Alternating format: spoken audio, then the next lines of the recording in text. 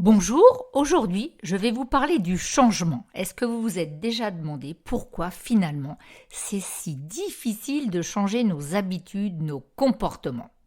Eh bien si vous vous êtes déjà posé cette question, vous êtes au bon endroit. Bienvenue, je suis Nathalie Rocher, entrepreneur, podcasteuse, executive coach et j'aide en entreprise les leaders, les managers et tous les collaborateurs à mieux se comprendre, mieux se connaître pour pouvoir entraîner, fédérer les équipes. Et aujourd'hui, j'ai la joie d'accueillir Nelly Nivois.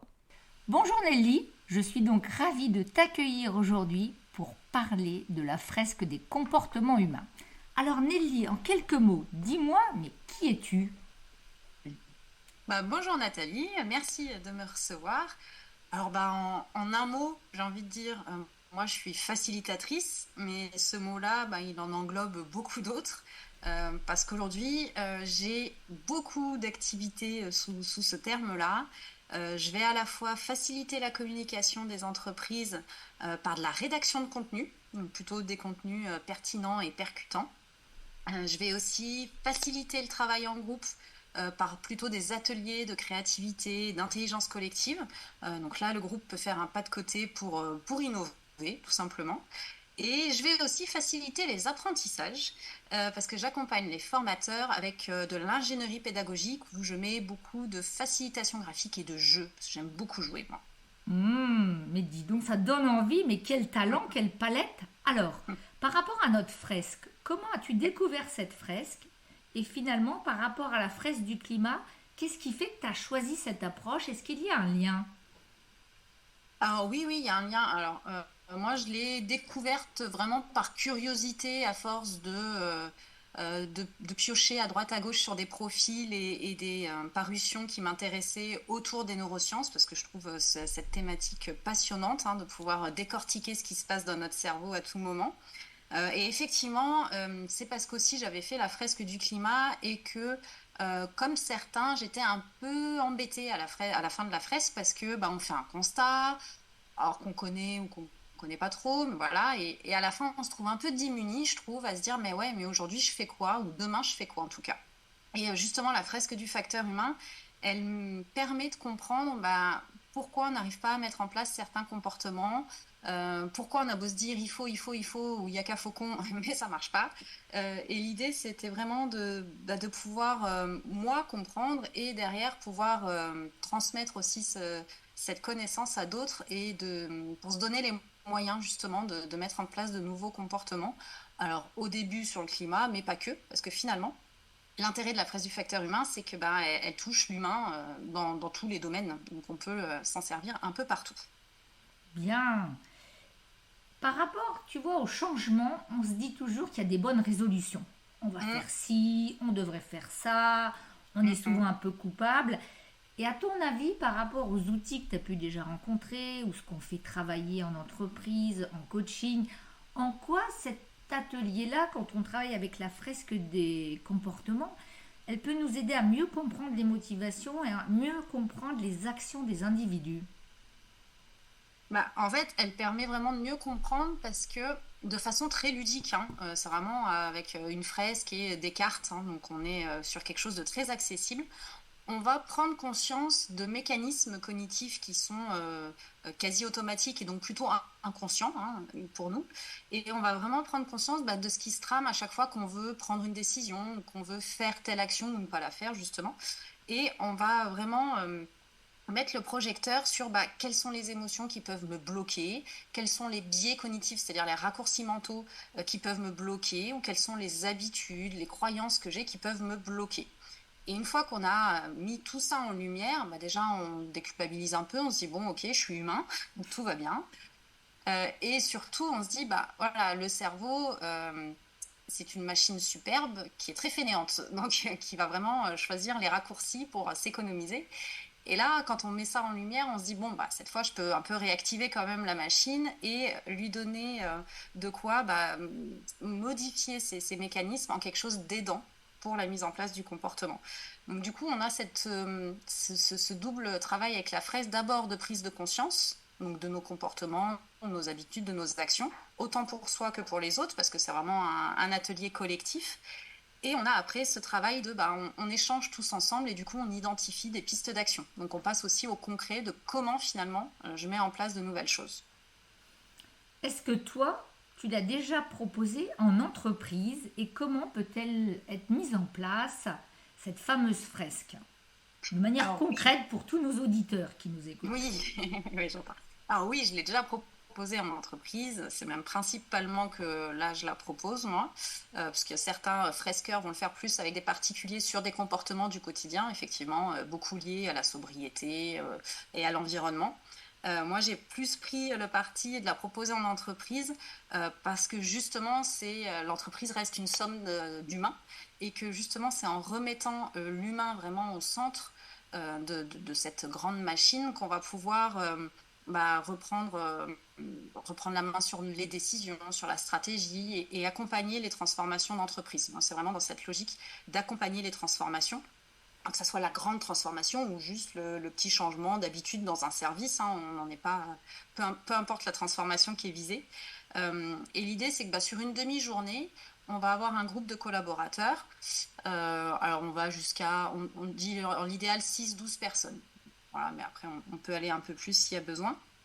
Et pendant une demi-journée, les collaborateurs vont pouvoir découvrir les mécanismes cognitifs de façon très ludique, en apprendre plus sur leurs collègues qu'ils voient tous les jours, parce que c'est vraiment sur un partage d'expérience qu'on construit la fresque.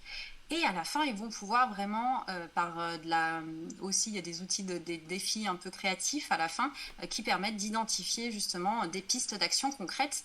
Et dès le lendemain, dès la fin de la fresque, ils peuvent vraiment tous ensemble, après avoir vécu ce moment ensemble, mettre en place de nouvelles choses.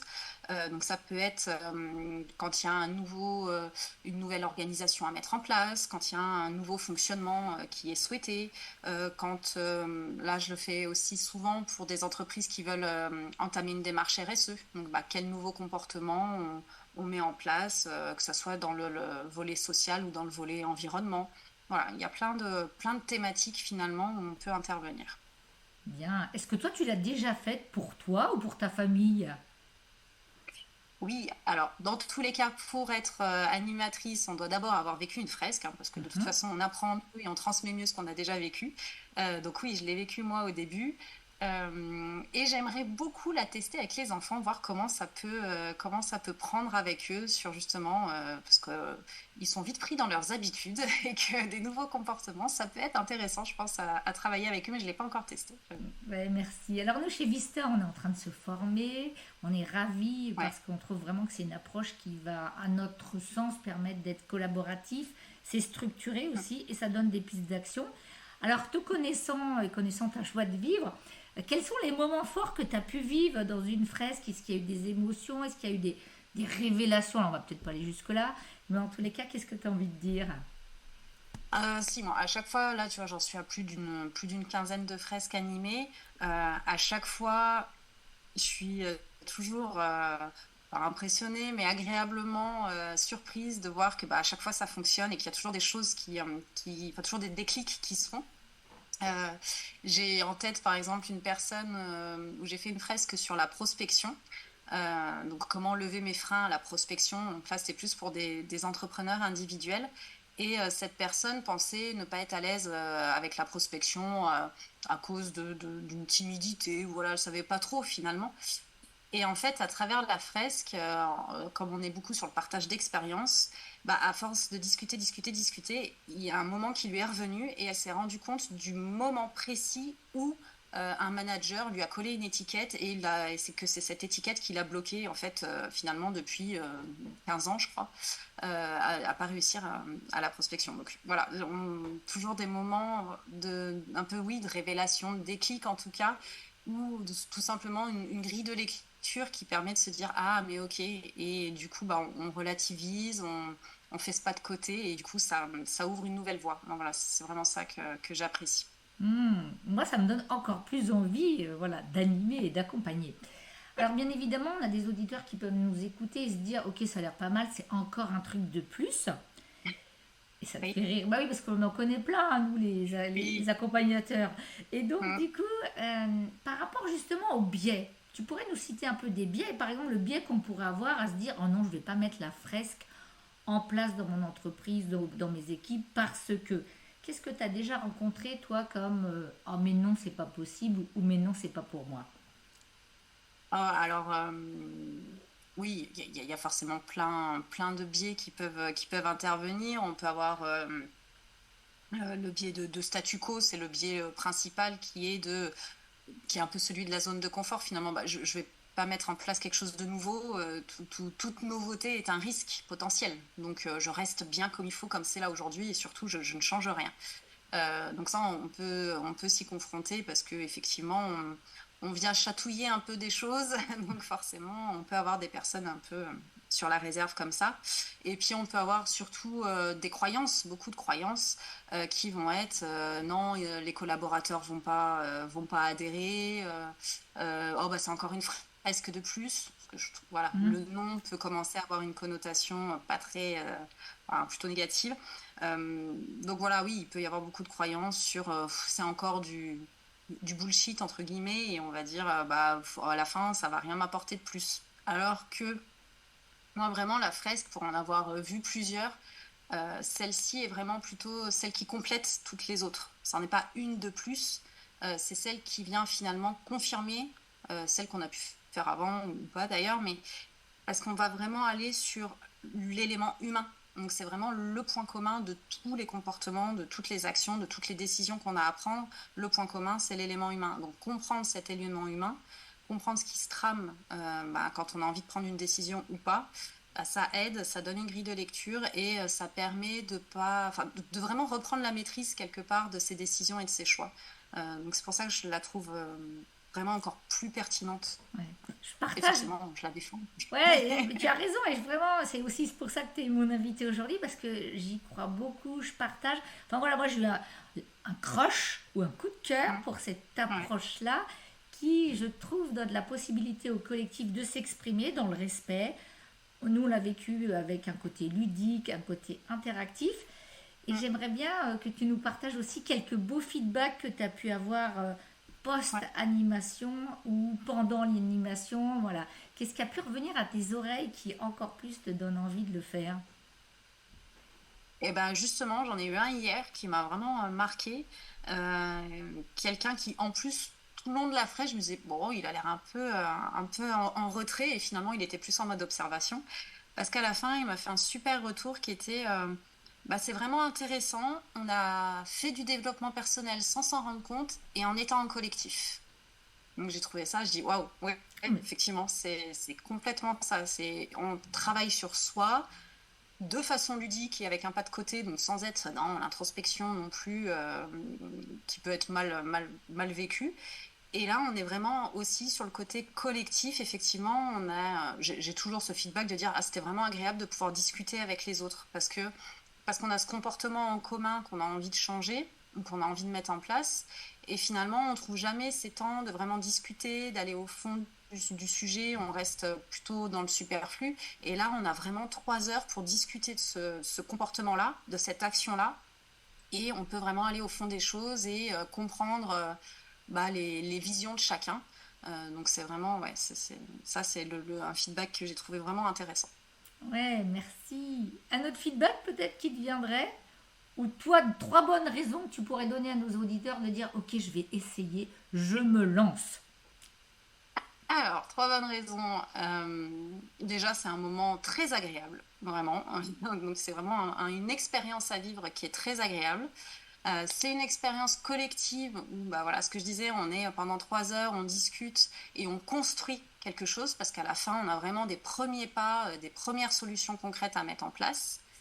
Et c'est une expérience apprenante parce que du coup, effectivement, sous couvert du ludique et de l'interactif et de l'interaction, euh, on va vraiment avoir une prise de conscience, une nouvelle grille de lecture sur bah, comment interviennent les émotions et tous ces mécanismes cognitifs dans chacune de nos décisions. Donc, c'est vraiment...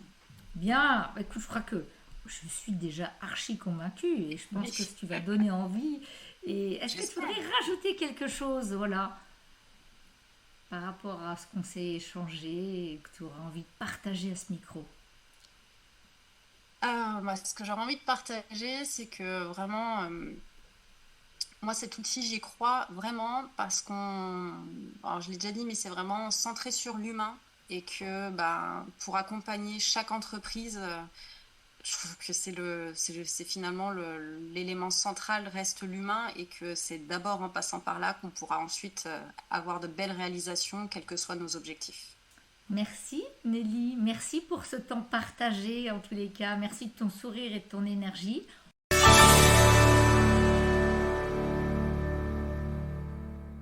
Après ce moment de partage avec Nelly que je remercie encore énormément, j'espère que votre curiosité est donc attisée. Et peut-être avant de vous engager, si vous voulez en savoir plus, eh bien cette fresque du facteur humain est issue d'un travail collectif du GIECO IPBC, dont vous pouvez cliquer. C'est le groupe international et interdisciplinaire d'experts sur l'évolution des comportements.